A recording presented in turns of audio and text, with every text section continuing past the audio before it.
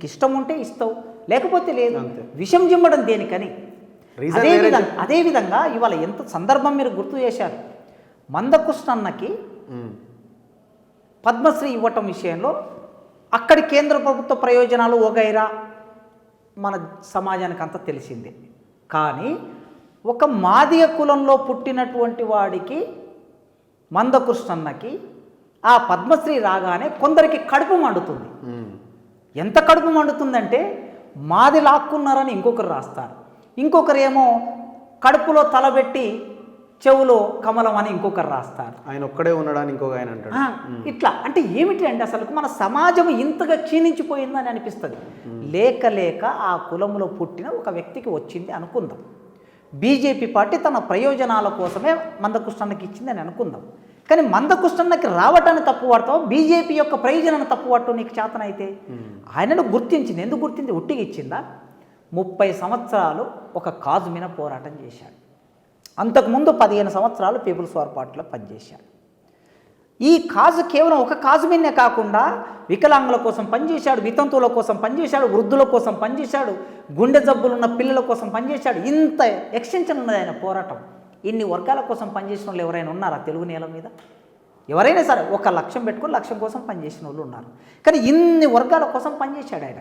కనుక సామాజిక సేవా రంగంలో ఆయనను గుర్తించారే అనుకుందాం. ఆ గుర్తించిన ఒక సందర్భాన్ని ఆధారం చేసుకొని ఆయన మీద విమర్శలు పెట్టవచ్చా?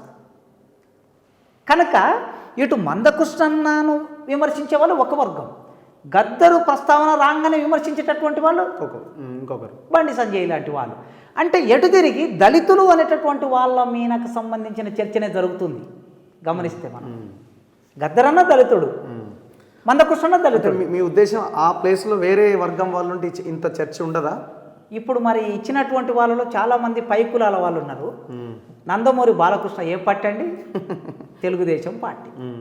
తెలుగుదేశం పార్టీలో ఉన్న నందమూరి బాలకృష్ణ బీజేపీ కాదు కదా. ఒక కళాకారుడని, ఒక సినిమా యాక్టర్, కళాకారుడు అనే దాంట్లోనే గుర్తించి మీరు ఇచ్చారు. అదేవిధంగా ఇప్పుడు శాస్త్రవేత్తలుగా, సాహిత్యవేత్తలుగా ఉన్నటువంటి వాళ్ళకు కూడా ఇచ్చారు ఆంధ్రప్రదేశ్లో. వాళ్ళు ఏ పార్టీ, ఏ భావజాలం లేకపోయినా ఒక ప్రజాస్వామికవాదులుగా ఉన్నటువంటి వాళ్ళకు కూడా ఇచ్చారు.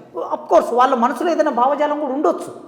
కానీ ఇక్కడ వ్యక్తులను గుర్తించే సందర్భమే తప్ప ఆ వ్యక్తుల చుట్టూ జరిగేటటువంటి చర్చ చూసినప్పుడైతే ఈ సమాజంలో ఇటు గద్దరన్న, ఇటు మందకృష్ణన్న దళితుల ప్రస్తావన చేసి చుట్టూ చర్చ చేస్తున్నారు తప్ప ఇంకొకరు చర్చ చేయటం లేదంటే అది ఒక అవార్డు వచ్చినా, ఒక రాజకీయ పదవి వచ్చినా, ఒక సందర్భం వచ్చినా, ఏ సందర్భంలోనైనా కింది కులాల వాళ్ళకి ఏదైనా జరుగుతుందంటే లోకమంతా లేచి కూర్చుంటుంది అనేది నాకు అర్థమవుతున్న విషయం. ఇంకొక ముఖ్యమైన అంశము